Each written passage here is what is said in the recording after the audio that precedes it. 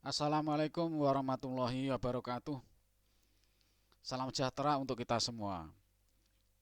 Adik-adik mahasiswa, seperti biasa, kita lanjutkan kembali kuliah kita elemen mesin 2, bab yang keenam, subbab yang keenam juga, yaitu mengenai rem sepatu tunggal.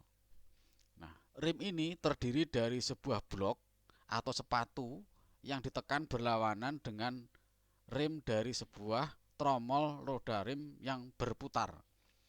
Blok dibuat dari sebuah material yang lebih lunak daripada rem roda.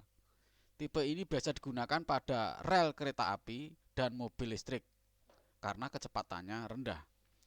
Gesekan antara blok dan roda mengakibatkan gaya pengiriman tangensial ya, FT pada roda yang memperlambat putaran roda. Kemudian blok ditekan berlawanan dengan roda oleh sebuah gaya yang diberikan pada ujung lever atau tuas, seperti pada gambar di bawah ini. Ujung lain dari tuas ditumpu engsel secara tetap pada titik O. Nah, perhatikan sekarang gambar ya. Gambar 8 ini yang mana di sini ada titik tumpuan dari tuas. Ini tuas ya. Yang mana di sini ada P gaya pengiriman. Kemudian jarak titik tumpu tuas ini titik tumpu tuas O ini ke P itu jika ditarik tegak lurus dengan arah gaya P, jadi syaratnya memang semuanya harus tegak lurus. Itu jaraknya L. Kemudian pada tuas ini dipasang blok rem atau kampas rem. Ya. Yang mana pada permukaan blok ini itu permukaannya lengkungannya sama dengan lengkungan dari roda. Ya, roda ini berputar yang mana arahnya searah jarum jam atau CW.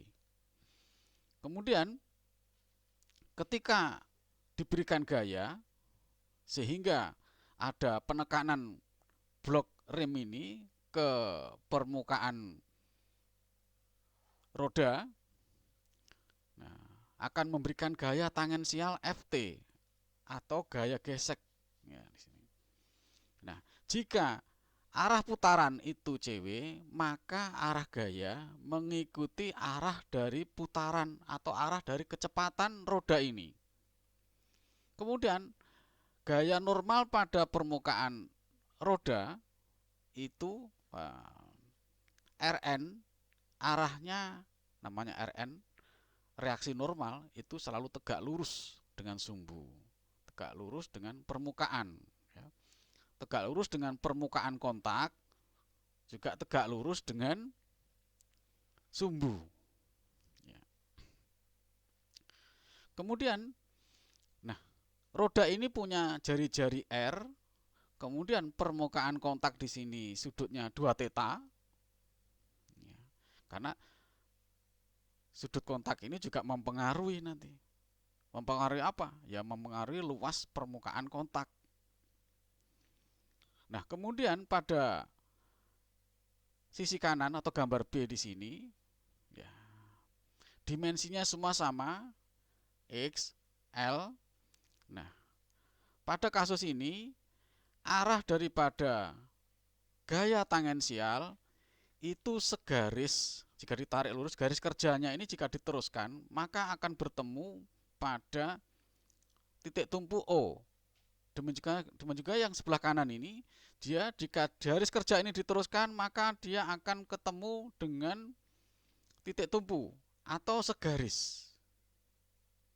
Nah, jika arah putaran dari roda ini CCW, maka ya kecepatan sudut dari kecepatan linier atau kecepatan keliling dari roda ini ya arahnya ke kiri karena mutar ke sini ke kiri. Maka FT-nya gaya tangensialnya itu juga ke kiri.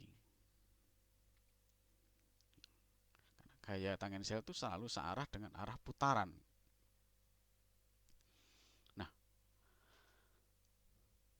di sini sudah saya jelaskan, ya. Mu-nya ini koefisien gesek. Nah, jika sudut kontak lebih besar daripada 60 derajat, kemudian diasumsikan bahwa tekanan normal antara blok dan roda adalah uniform, seragam pada setiap titik-titik pada permukaan kontaknya itu. Dalam kasus ini gaya pengiriman tangensial, ya, pada roda adalah ini rumus yang sudah baku, Ft sama dengan mu Rn. Nah, kemudian torsi pengirimannya itu Tb, ya. B-nya itu break, T-nya torsi. Itu sama dengan Ft dikalikan R. Jika Ft di sini dimasukkan nilai mu Rn, maka torsi pengirimannya sama dengan mu dikalikan Rn dikalikan R. Nah, ada 3 kasus pada pengiriman sepatu tunggal ini. Yang mana pada kasus yang pertama, garis aksi gaya pengiriman tangensial melalui titik tumpu O dari tuas. Nah, seperti pada gambar 8A yang tadi, kita pindahkan ke sini. Jadi gaya tangensialnya ini ya segaris, ya, jika diteruskan segaris itu bertemu dengan titik tumpu O. Nah, bagaimana menyelesaikan torsi pengiriman? Ya, maka kita harus menggunakan, ya, persamaan keseimbangan momen. Sigma momen di titik O itu sama dengan 0. Gaya-gaya pada gaya-gaya yang mengakibatkan momen, ya, jumlah gaya-gaya yang mengakibatkan momen di titik O di sini sama dengan 0. Artinya penjumlahan gaya-gaya di titik O ini terhadap titik O ini adalah 0. Nah, kita mulai dari sebelah kanan. Gaya-gaya dari sebelah kanan ke kiri, mana yang menyebabkan momen? Momen itu adalah gaya, garis kerja gaya yang tegak lurus terhadap titik tumpu O. Kalau sigma momen di titik O itu adalah penjumlahan gaya-gaya dikalikan dengan jaraknya dengan posisi tegak lurus dari garis kerja. Perhatikan baik-baik, ya. Ini sering terjadi kesalahan-kesalahan. Bisa mencapai 70% mahasiswa melakukan kesalahan. Padahal sebenarnya mudah.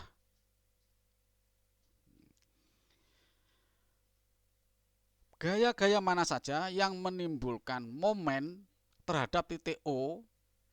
Itu yang pertama, jika diasumsikan arah daripada momen itu searah jarum jam adalah positif. Cw itu positif. Ya. Pertama P, mulai dari yang sebelah kanan P. Momen akibat P terhadap titik O yaitu P dikalikan dengan L. Ya. Jaraknya dari garis kerja P di sini L. Makanya P dikalikan L, dia positif karena arah momennya itu Cw. Kemudian momen mana lagi? Setelah P, Ft. Ft menimbulkan momen. Nah, cenderung ke kanan. Nah, Ft di sini plus karena Cw. Tetapi dia jaraknya ini 0. Kenapa? Karena jika Ft di sini garis kerjanya diteruskan, dia bertemu dengan titik O. Ya. Jarak dari O ke garis kerja Ft bukan dari O ke titik ini, bukan, tapi ke garis kerja.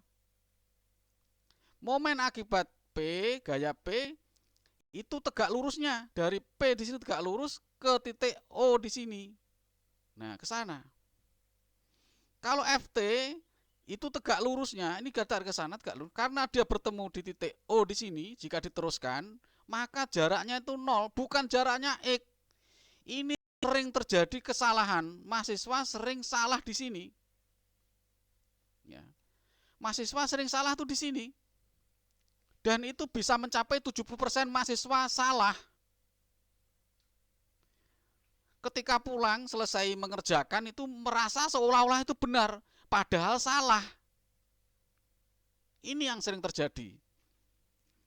Yang namanya momen itu adalah gaya dikalikan jarak. Asalkan jaraknya itu jika ditarik dari titik tumpunya ke garis kerja P, ke garis kerja apa saja, gaya itu tegak lurus. Nah, kalau dari O ke sini itu tidak tegak lurus terhadap FT, tegak lurus terhadap RN, bukan terhadap FT. Karena garis kerja FT ini diteruskan dia bisa ke kanan, bisa ke kiri. Nah, ketemu di sini sehingga dia nggak punya jarak terhadap di sini FT itu. Maka di sini kalikan 0. Kemudian RN ini gaya reaksi normal. Nah, di sini dia garis kerjanya ke atas dan ke bawah di sini jika diteruskan. Nah, tegak lurusnya terhadap di sini ke sini. Nah, ini jaraknya X. Makanya dia RN kalikan X. Kenapa dia min, Pak? Karena RN mengakibatkan momen yang arahnya itu CCW. Padahal tadi disepakati bahwa yang positif itu CW. Nah, kalau dia menyebabkan momen yang arahnya CCW, maka hasilnya negatif. Selanjutnya, ini diturunkan dengan menggunakan persamaan matematika biasa. P kalikan L sama dengan RN kalikan X. Nah, dikeluarkanlah yang namanya RN, maka RN sama dengan P kalikan L per X. Kemudian torsi pengiriman menjadi, torsi pengiriman itu sama dengan TB dikalikan mu R N R. Nah, seperti atas. Atau FT kalikan R. Nah, mu RN R.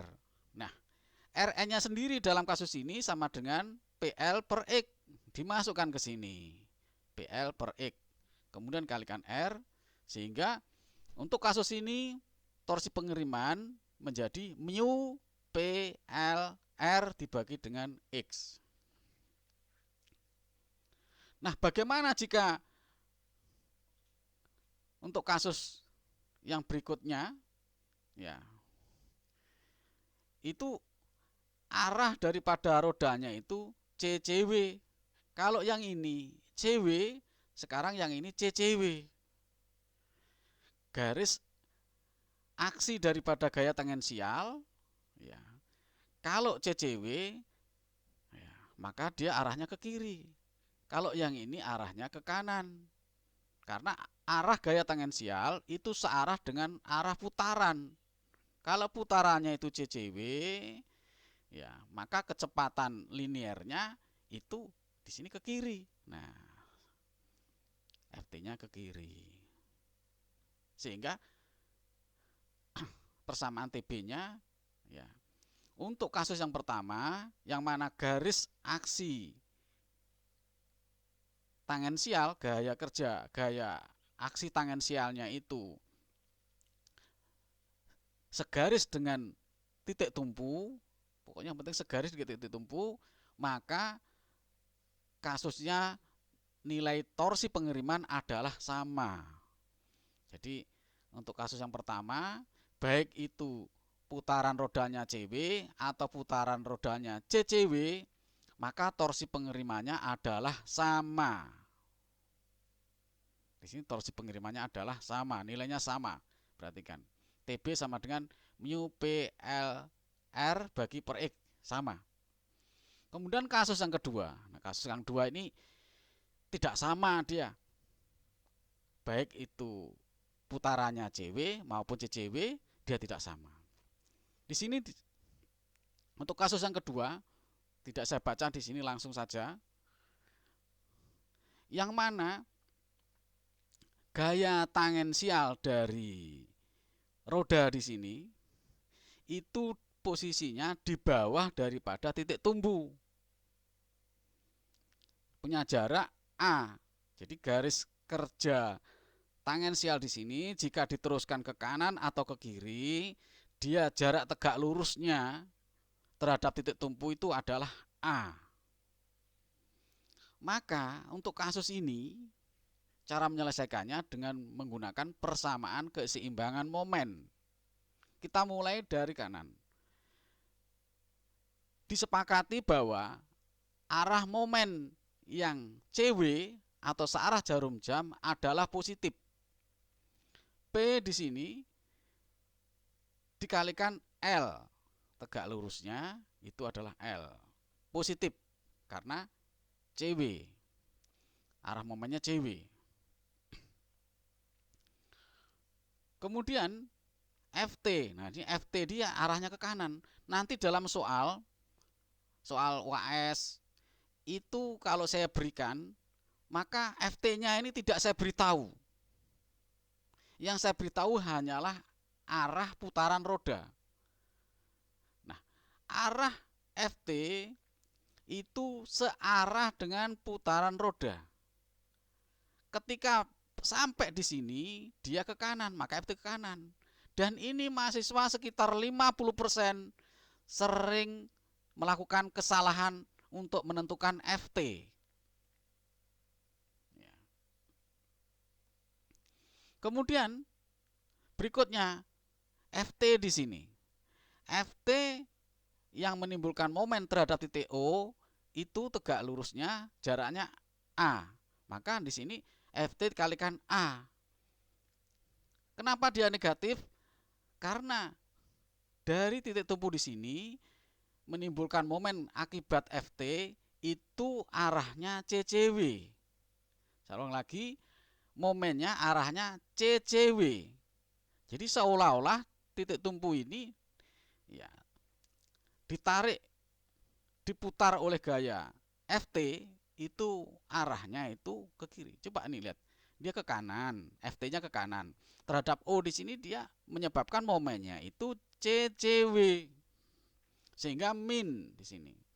Kemudian Rn yang menimbulkan momen di titik O yaitu Rn, teruskan ke atas sana, tegak lurusnya di sini, dari sini ke sini itu X, sehingga Rn kalikan X.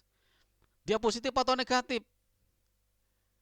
Dia negatif karena akibat Rn di sini menyebabkan momen di titik O di sini arahnya CCW.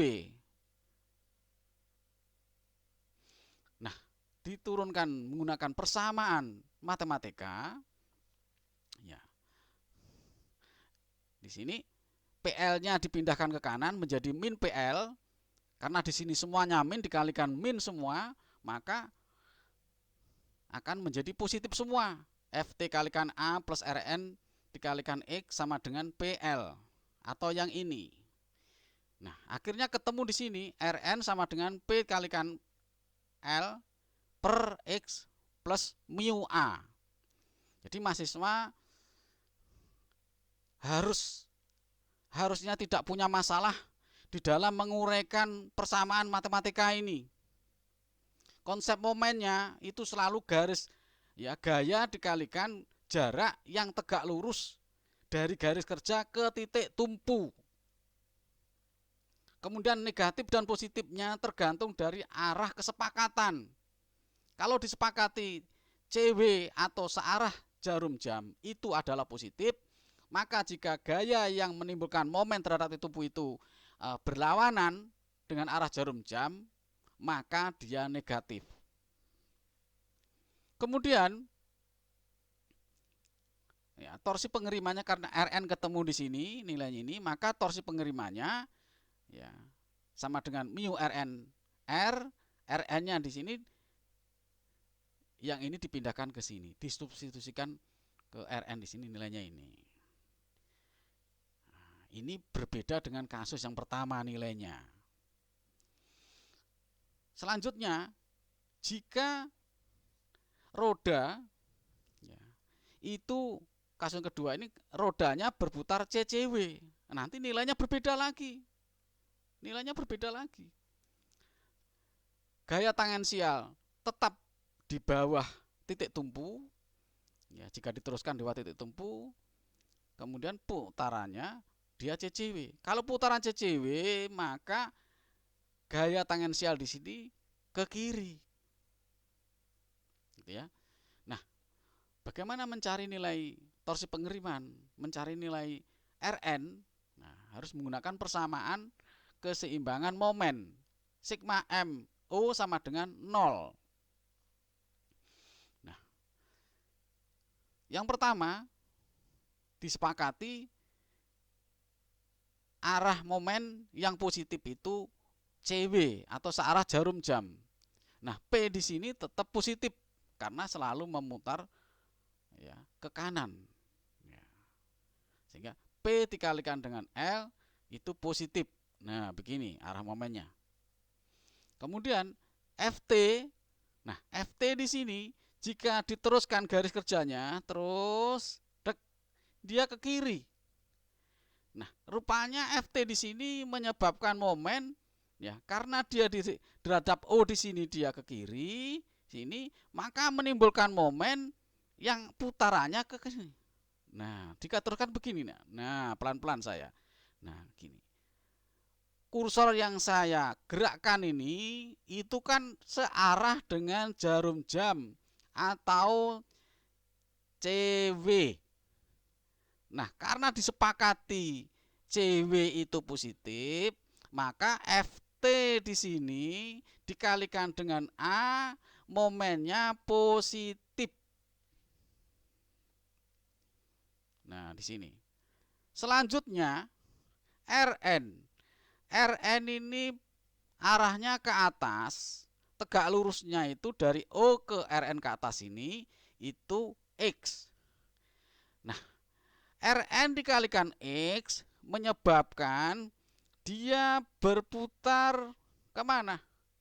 Ini berputar ke kiri atau CCW, berlawanan arah jarum jam.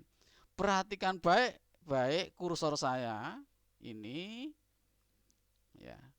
Lihat arahnya memutar ke kiri.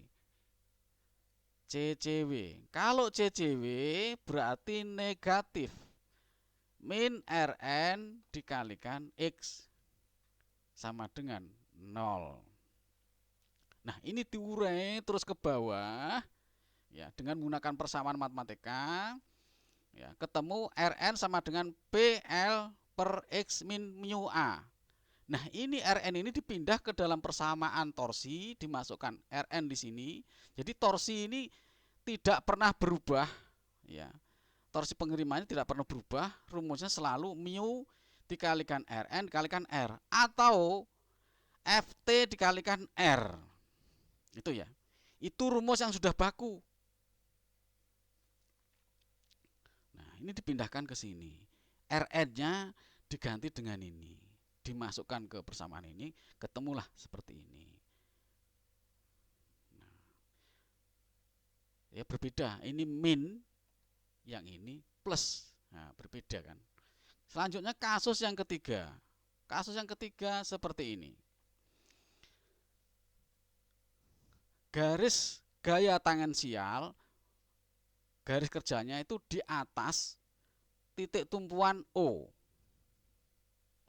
Nah, untuk kasus yang pertama, arah roda yang berputar di sini searah jarum jam atau CW. Maka gaya tangensialnya itu ke kanan dari titik ini. Kalau di titik ini arahnya ke kiri, tapi kan permukaan kontak ini yang dibahas dia ke kanan.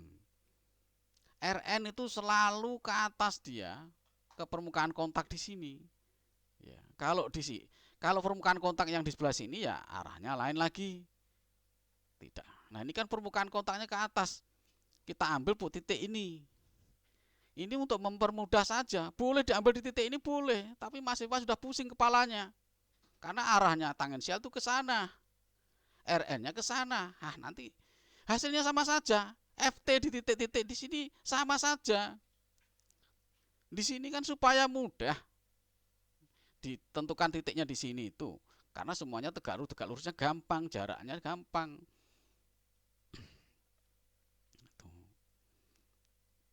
Jadi Ft di setiap titik permukaan kontak di sini nilainya sama. Nah, untuk kasus yang ini, cara menyelesaikan torsi pengeriman ya, harus mencari Rn dulu, maka dengan menggunakan persamaan keseimbangan momen ya, sigma MO sama dengan 0. Nah, pertama P yang dari sebelah kanan, P dikalikan dengan L, di sini tegak lurusnya, itu selalu positif karena disepakati CW positif. Kemudian FT, nah FT itu garis kerjanya Anda harus menarik ke kiri yang tegak lurus dengan titik tumpu ya. Nah, rupanya jaraknya di sini A, yang tegak lurus di sini A. Terus kemudian FT di sini terhadap O, karena FT-nya itu ke kanan, maka menyebabkan dia berputarnya CW searah jarum jam. Berarti positif. Nilainya FT dikalikan A di sini, jaraknya yang di sini. A. Sehingga di sini plus FT kalikan A. Kemudian Rn yang arahnya ke atas, tegak lurusnya terhadap titik O di sini itu X. Nah, Rn di sini menyebabkan momen arahnya CCW. Perhatikan kursor ini. CCW, berputar CCW. Kalau CCW berarti negatif. Min Rn kalikan X.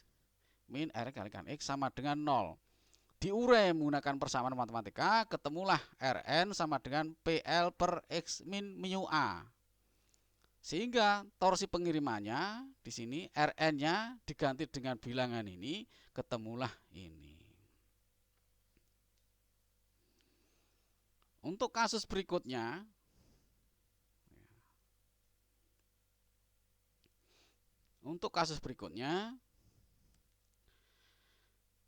sama, Ft-nya itu posisinya ya di atas titik tumpu, tetapi arah putaran rodanya di sini CCW. Kalau CCW maka Ft-nya itu ke kiri. Bagaimana menyelesaikan persamaan ini? Ya, dengan menggunakan persamaan keseimbangan momen. Sigma MO sama dengan 0. Nah, ini jumlah-jumlah momennya sama dengan 0, itulah seimbang. Nah, momen di sini disepakati arahnya yang CW positif. Momen akibat P itu positif dikalikan dengan L. P kalikan L itu positif. Kemudian Ft tarik ke sana tegak lurusnya di sini terhadap O ya. Ft ke sana maka menyebabkan momen di sini. Nah, kemana? CCW. Berarti min Ft dikalikan A. Nah, min Ft dikalikan A. Kemudian Rn ke atas. Tegak lurusnya adalah X, maka Rn kalikan X, arah momennya coba perhatikan di sini ke atas terhadap berputar itu titik tumpunya O, makanya dia mengitari O. Di sini arahnya juga CCW, sehingga momen terhadap titik O akibat Rn itu adalah min Rn dikalikan X. Nah, di sini min Rn dikalikan X sama dengan 0. Diurai-urai diturunkan menggunakan persamaan matematika, maka Rn sama dengan P dikalikan R dikalikan L per X plus mu A. Sehingga torsi pengirimannya ketemu di sini. Tinggal memindahkan nilai Rn-nya dimasukkan ke rumus Rn di sini, ketemu ini. Nah, untuk contoh satu ini sebenarnya mau saya lanjutkan lewat video ini, tetapi terlalu panjang karena ini kasusnya bermacam-macam ya. Maka akan saya lanjutkan lagi ya kasus-kasusnya, atau mahasiswa belajar sendiri nih Kak ya. Ini nanti setelah video saya kirimkan, saya minta suaranya atau mahasiswa, karena ini juga kasusnya sebenarnya juga sederhana, Anda tinggal mengikuti saja ya. Saya coba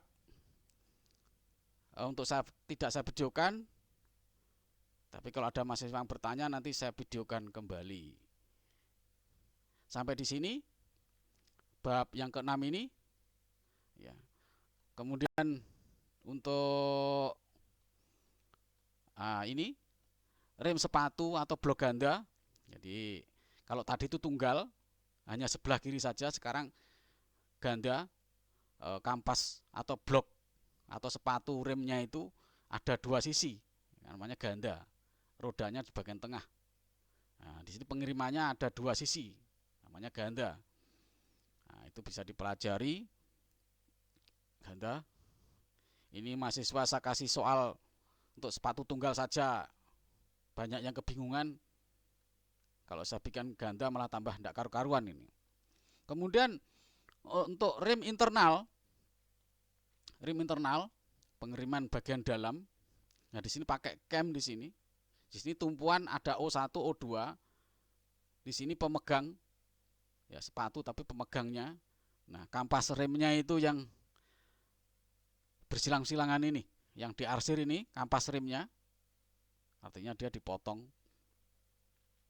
Nah, di sini ada pegas supaya bisa memegas kembali lagi. Nah, kalau secara mekanik ini berputar, dia akan mendorong menekan ya dengan kontrol mekanik. Ya, ini pada sepeda motor itu pakai pengiriman dengan menginjak kaki sebelah kanan ya untuk roda yang belakang. Itu tromol yang belakang itu dengan menginjak tuas kaki kanan ya. Nah, di sini ada gaya yang menggerakkan ya, pemegang rem di sini, pemegang kawas rem di sini bergerak menekan ke permukaan tromol. Nah, seperti itu ya. Nah, di sini ada penguraiannya, bisa Anda bayangkan penurunannya sampai seperti ini ya. Nah, ini bisa Anda pelajari sendiri ya. Yang penting Anda bisa menjawab latihan-latihan ini ya. Nah, latihan 1, 2, 3, dan 4 Anda kerjakan. Nanti tunggu pengumuman kapan dikumpulkan. Demikian, semoga bermanfaat. Wassalamualaikum warahmatullahi wabarakatuh.